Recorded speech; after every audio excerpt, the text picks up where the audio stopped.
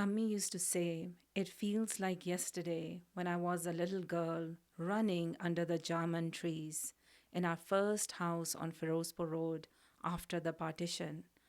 As a little girl, hearing this, I felt it was really odd that my mother thought it was like yesterday. She looked so old to me.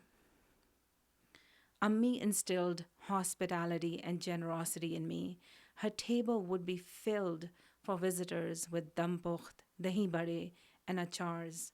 She always reminded me that even if an enemy visits you, you treat them generously. घर आए दुश्मन की भी खातिर करते हैं.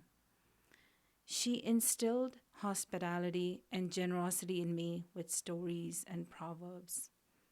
I remember Ammi and I were in the summer room of my family home in Pakistan.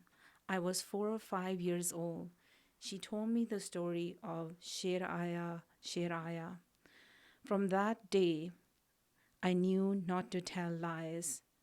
I can still picture her beautiful silhouette in the summer room. Another story she would tell me was about a man, his son, and their donkey. She ended the story with the Punjabi words, Khota Khuvit Sitya.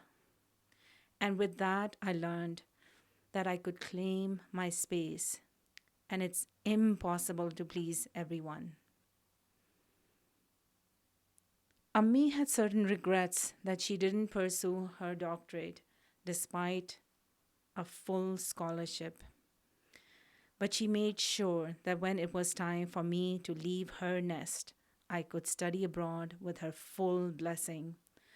One of my favorite memories was when I was UK for my masters and Ammi spent a day with me walking, talking, and sharing stories together. Living here in Canada for over 2 decades, my mother's phone calls were a daily reminder that I mattered deeply to people halfway across the world. But in the last few years, Ammi was starting to forget to call me daily.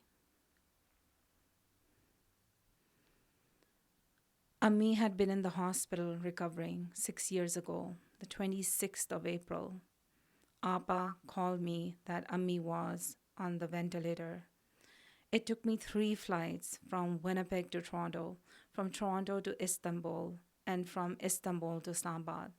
But when I got there, she was already in a coma. 3 days later, I was present when they pulled out the tubes from her. I bathed her body, a final rite of passage before burial. I returned to Canada after burying my mother, my best friend, my confidant. I was numb, no tears. I couldn't be alone with myself. I buried myself in work.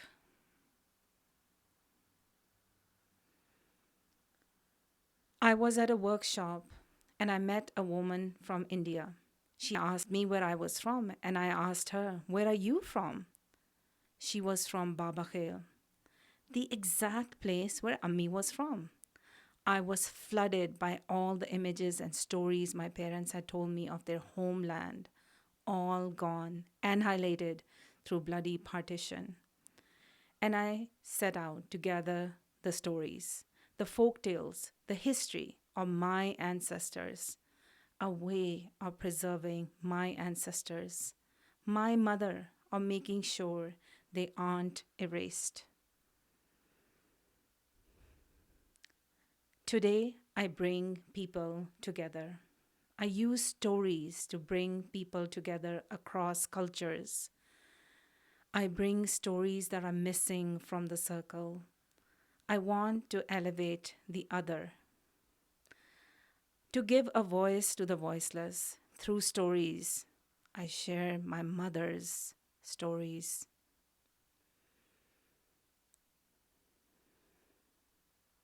The other day, my youngest asked me, "Amma, in your childhood, did you have an iPad?"